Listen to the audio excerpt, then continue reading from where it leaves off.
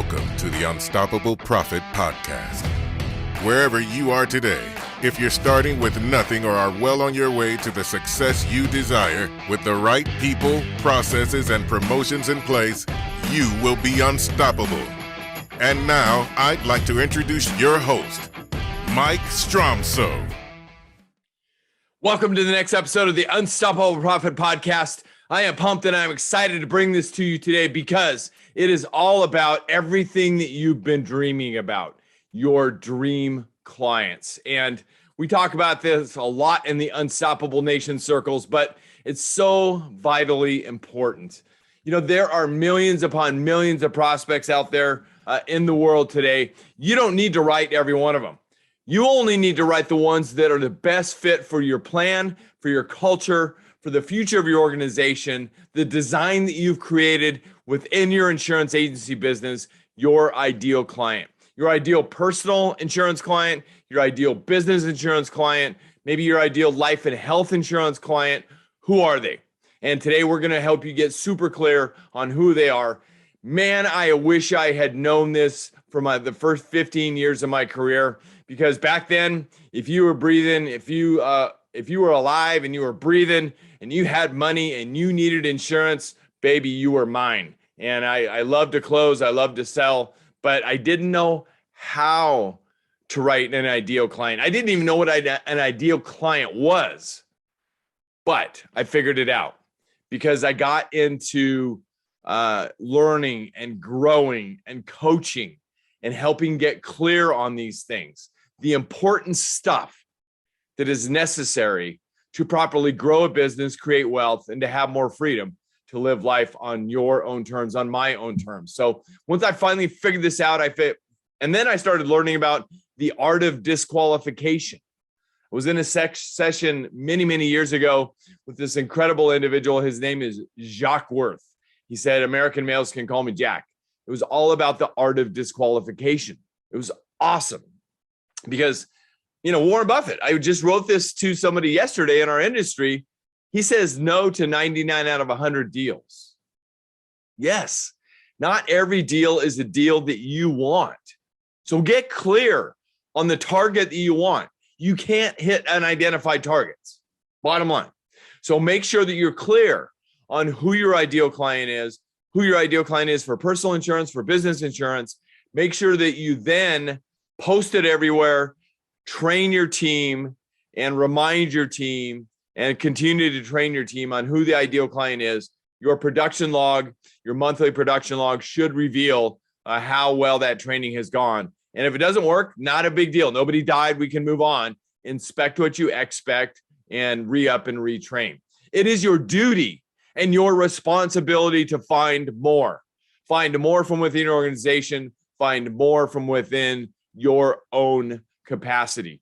Yes, you're going to be hearing that a lot lately because I just got done finding more. I found capacity I didn't know I had when I got done with the 4x4x48 with David Goggins this past weekend. And we got some exciting stuff coming up for you on that. So stay tuned to this podcast channel. So let's get back to the ideal client. Who is that? Because, you know, out of the millions of prospects out there, you don't need all of them. You only need what? 2, 3, 4,000 of them? But get clear on who they are. Because the other thing is, if you can get to 1,000 of them, they probably hang around 1,000 others just like you. And that's what excites me so much about this year's boot camp. I am pumped. I'm excited. I'm ready to jump off the moon because we have somebody coming in this year to help us learn and grow more, that is one of the masters of referrals, of networking within groups of people. The unstoppable Bob Berg is going to be in the house at Paradise Point later this year. Let's get back to the matter at hand. So ideal clients, who are they? Your dream clients. How do you attract your dream clients? Well, you can't attract anything you don't know what it is and what it looks like and maybe the conversations that are going on in their mind. So let's talk about that. I like to start this philosophy with the 3 M's.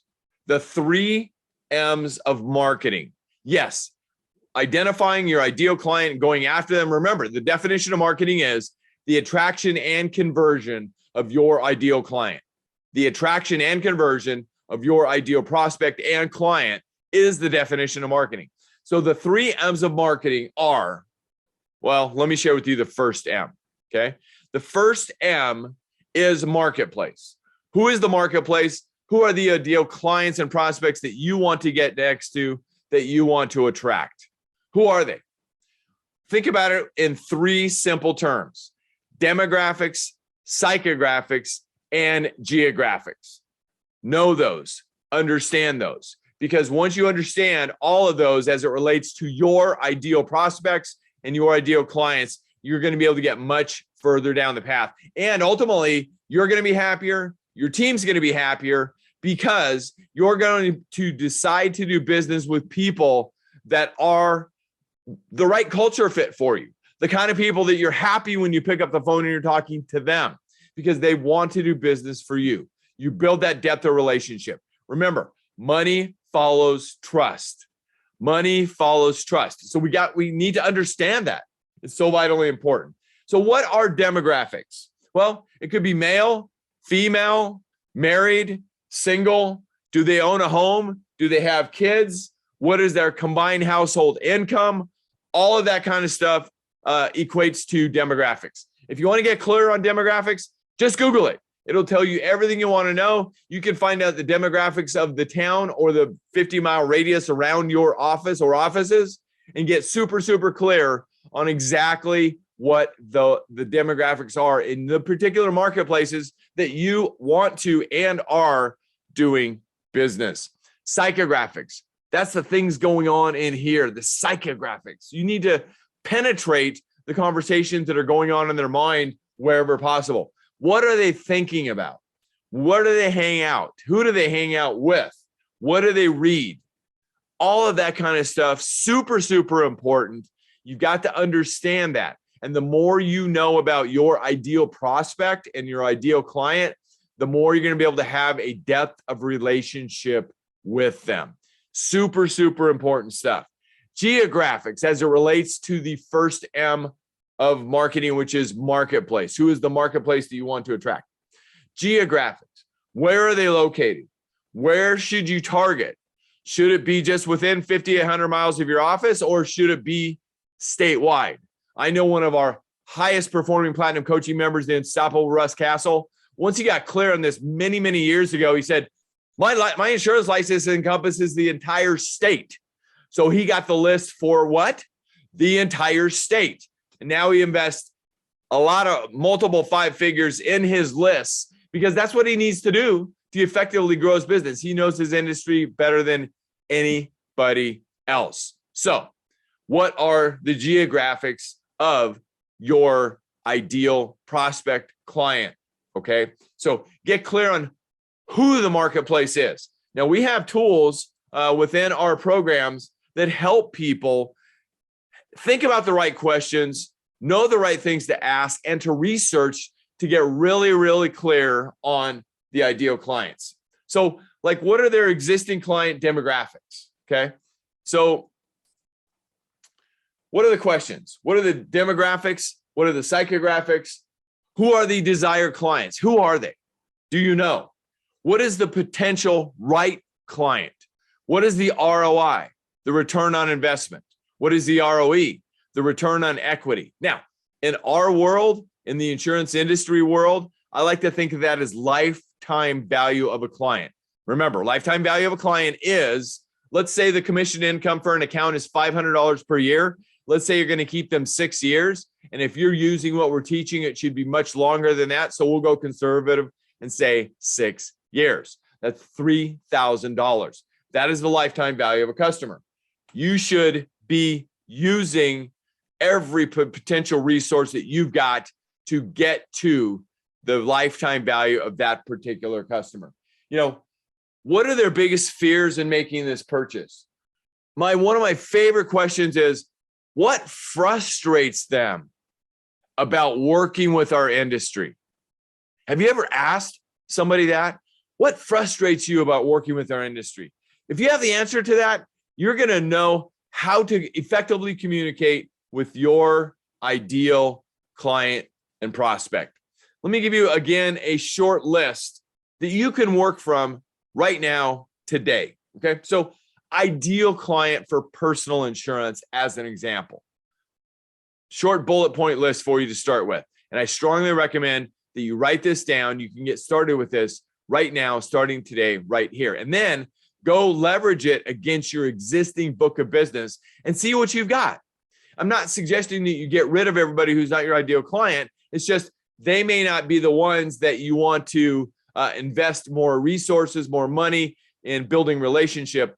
In fact, I was doing a coaching session with a platinum coaching client who's doing phenomenal stuff yesterday. And this gal has her clients segmented. She doesn't call them AAA, AA, and single A. She calls them VIP, gold, and silver. And that's fine. But she is paying extra attention to the VIPs and to the golds, and the silvers not so much, because she knows those are her ideal clients. The 80-20 rule is always in effect here, the Pareto principle. It's likely that 80% of your income is driven by about 20% of your clients, sometimes 30, but you get the gist, all right? So that's who you want to be paying attention to. And from a referral source standpoint, they hang around the same kind of people. So know that. It's super, super important. So let's get back to your ideal client for personal insurance. Are they married? So it might be married. They own a home. Their combined household income, $100,000. Let's say they have $250,000 in assets. They have 2 or more vehicles. They have toys like boats, ATVs, motorcycles, and more. That could be a quick starting short list for your ideal client. So what about your ideal business insurance client? What do they look like? Okay, here's a short list for you. Now, in the greatest growth years in our insurance agency business, work comp was a target market. So we identified who our ideal client was for work comp. It was 10 to 100 employees. Experience modifications from 1 to 1.75 within 3 specific employer classifications. That was our ideal client. Does it mean that we didn't write something outside of that? Heck no, we wrote it, but still, we were clear on the mentality, the demographics, psychographics, and geographics of our ideal client. We knew who they were, and we went out to get them. We want our business clients to have a AAA mentality. What that means, we want them to always be open to giving us their entire account, the whole thing. And I identify this consistently within our industry. Agents are not pursuing the entire account. They're doing a lot of onesies and twosies, not even thinking about proactively. Always be proactive, never reactive. Always be proactive, never reactive. They never are thinking about pursuing the entire account. You're missing a ton of business. You're leaving a ton of business on the table. Nonprofits were one of our ideal business clients, and we knew everything about them. 501c3 was one of the criteria, and breweries. And we were clear on who we were after within the brewery business, not every one of them. So that was just a little bit about our ideal clients. Now, decision makers. You've got to be clear within the marketplace on who the decision makers are. Who are the decision makers? And you've got to be clear on who they are. And I've got a sheet called a client avatar that gets crystal clear on who these decision makers are. Like the number of years. Are they married or single? Do they have children? Do they have a pet? What kind of house do they live in? How many bedrooms does it have? As a profession, what do they do? From their spirituality to where they like to travel, their hobbies, what they like to read, what they like to listen to, what they like to watch, what their greatest fears or worries are, what their 3 greatest hopes and dreams are. Again, what frustrates them about dealing with our industry, so vitally important. Remember, client avatars are super important because it begins to get great clarity, visual clarity as well on who your ideal client and who your ideal prospect is. Here's some tips for your agency. You might want to name your avatar. You may want to name your avatar and think about your brand. Think about your brand, all right? Use a picture of your avatar. There are some people out there that do great stuff with naming their client avatars and who they are. One of our avatars was patients of the insurance stock. Yeah, I had a marketing persona called I was the insurance stock. Yes, I wore around a white coat. Yes, I had scrubs. Yes, I drove a vehicle that we affectionately called the ambulance, et cetera, et cetera. So these were patients of the insurance stock. And it was phenomenal. It was a complete pattern interrupt, a separator in our business, got us tons of opportunity for business over the years. That was part of our avatar. So name your avatar. Think about it. Think about your brand. If you've got a brand guide, you should have that, build that into your avatar. Use a picture for your avatar. Tell the story of your avatar. Now, I was teaching this recently, and I encouraged people, once they created their avatar and they had the visual, to put it onto their intranet for their entire team to see. Yes, good idea, because it's there all the time. You can go back and help them continue to learn and train and grow on who your ideal prospect and client is. Now, one of the things you can do as far as telling the story, if you get to that point, you can tell the story by creating a quick video and having a link below the avatar within your ideal client, your ideal prospect section of your intranet. Just an idea for you, and it's an opportunity. And most importantly, share who your client is, your ideal client prospect, and their avatar anywhere and everywhere, wherever possible. So vitally important. So the second message, the second M of the 3 M's of marketing is the message. So you've identified who your ideal client is, who your ideal prospect is, what they look like. You've created their avatar. You've done your marketplace research. Now, what is the message that you're going to send to that particular marketplace? You want to be able to join the conversation that's already going on in their minds. Now, you don't know what that conversation is unless you've done the homework on the first M, okay?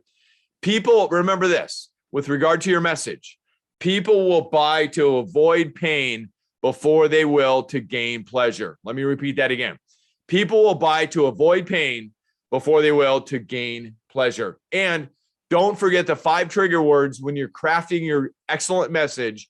The 5 trigger words of copy, which are you, guarantee, free, new, sex. Those are the 5 proven words within the copywriting industry of marketing that will cause people to stop and react, and more than likely take action to your message, as long as the rest of the message is sound and has the right call to action.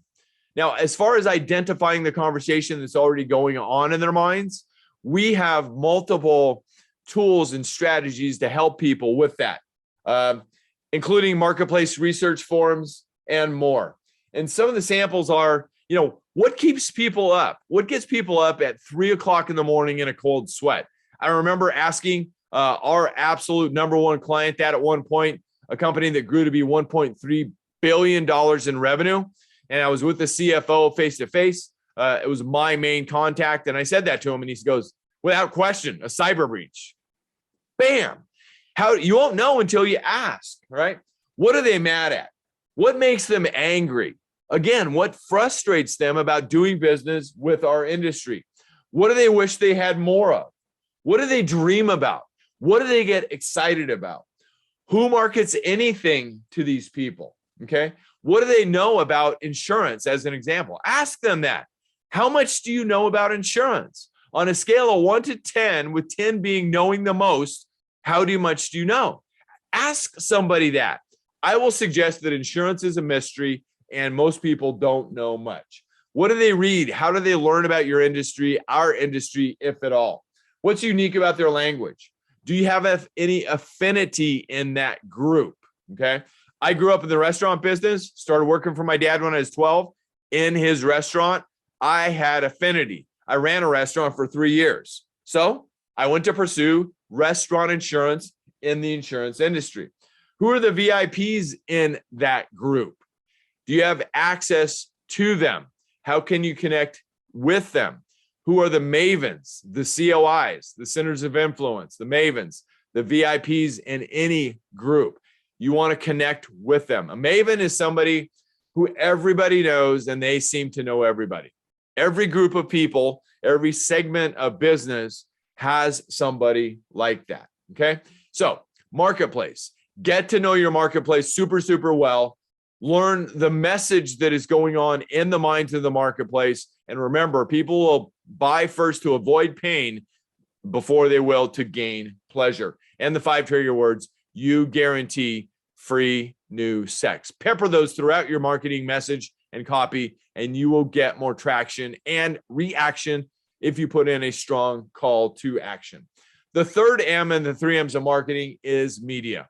Marketplace, message, and media. What kind of media are you going to use to get your crafted message to the marketplace that you've researched? Who is your ideal client and your ideal prospect? Okay. What is the media going to be? Now, a visual on a teaching that I recently did was a watermelon, and it had somebody's address on the watermelon. Picture a watermelon and it's got somebody's address on it. Well, I learned in my growth and training in the marketing industry that you can ship anything to anybody anytime. And yes, you can send them a watermelon via the mail and it will get delivered with proper postage. Now, I'm not sure your ideal marketplace will be sending them a watermelon, but you don't know what you don't know. And as marketers, we test. What media are you going to use to reach your particular marketplace? And if you want to reach 100% of the marketplace, you should use 100% of the ways. I'll throw out the examples. Phone calls, or slide messages, or voice broadcast, all a facet of phone messages and phone calls, right? Snail mail. It still works. It still works for many, many people who are making a solid, significant ROI, return on investment, via snail mail. Email. Email is email. It does not all get open. Let me be clear about it. More than half of it doesn't get open. So don't hang your hat on an email, but it might be one of the power of 3 to use. I'll get to that in a second. Text messaging, video, your YouTube channel, social media, all the forms of social media. Wow. Lumpy mail packages, etc. AKA the watermelon, or the USPS flat rate postal boxes. Listen, that's why it's so vitally important to know the ROI and the ROE, or the lifetime value of a customer, because it's an investment, friends. And I will strongly suggest, for the right ideal prospect and client, you should be investing maybe 20, 30, 40 bucks or more to go get them.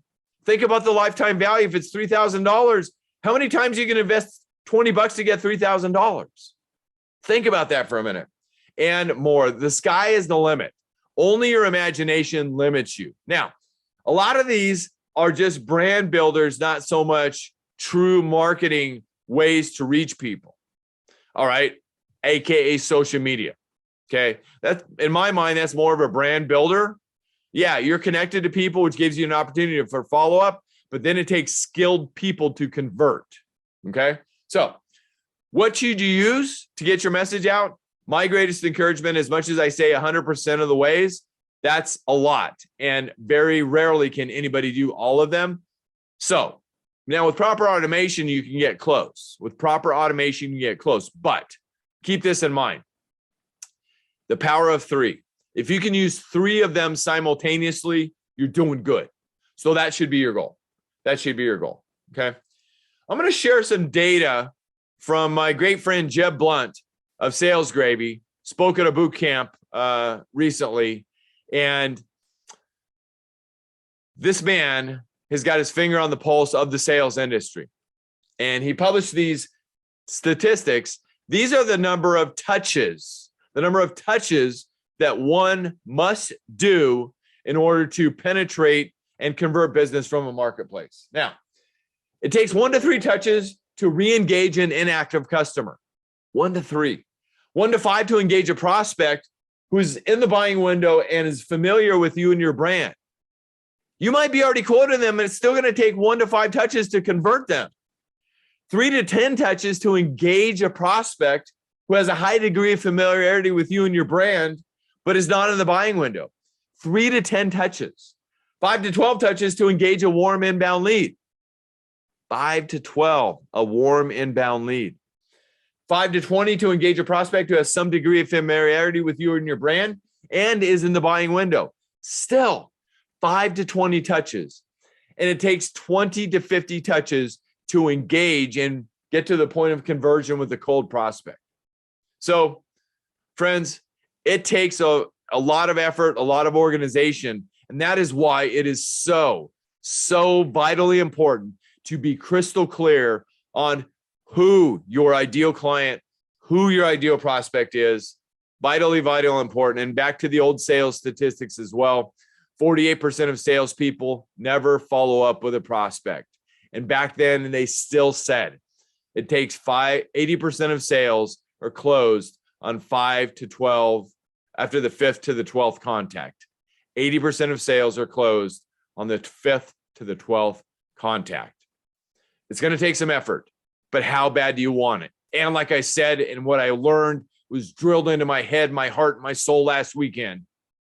You have a duty and a responsibility to yourself, to your family, to your business, to your teammates to find more. It is your duty and your responsibility to find more. Most of us are leaving a ton of capacity on the table. Don't let it happen to you. That is why I am here. That is why I continue to bring you these messages of training, of learning, of growth, in hopes that you will take them and take action. Only two things, a decision and action, will get you to your next win or your next lesson. My name is Mike Stromsoe, and if this is your first time on the podcast, I want to welcome you. I am widely recognized as a leading author, speaker, and coach for the independent insurance agency industry. You can find me at unstoppableprofitproducer.com. If you're interested in attending a virtual or a live event to grow your business, create wealth, and have more freedom to live life on your own terms, please visit our portals. Our virtual portal is uppfaststart.com. That's uppfaststart.com. Or if you want to attend one of our live events, please visit us at beunstoppablebootcamp.com. That's beunstoppablebootcamp.com. Both events are designed to share some of our best money-making strategies developed over 36 years of research in our industry. Again, to help you grow your business, create wealth, so you can have more freedom to live life on your own terms. And if you enjoyed the podcast today, please go to unstoppableprofitpodcast.com, subscribe so you don't miss one of the future episodes, because we do our best to bring epic content for you every single time. And the podcast is also available on Apple Podcasts, Spotify, Stitcher, and on our YouTube channel. Just go to YouTube, search Unstoppable Profit Producer, click on the videos, and all of the podcasts, at least the last 60 or 70 of them, are there for your learning and growth opportunities. Thank you for joining us today. Until next time, get out there, make a difference, be unstoppable, and leave no regrets. And like I said, a decision and action will lead to your next win. I'll talk to you next time. Thank you for listening. If you would like to listen to more episodes or share this podcast with someone you care about, please visit www.unstoppableprofitpodcast.com. Now go out and make a difference. Be unstoppable and leave no regrets.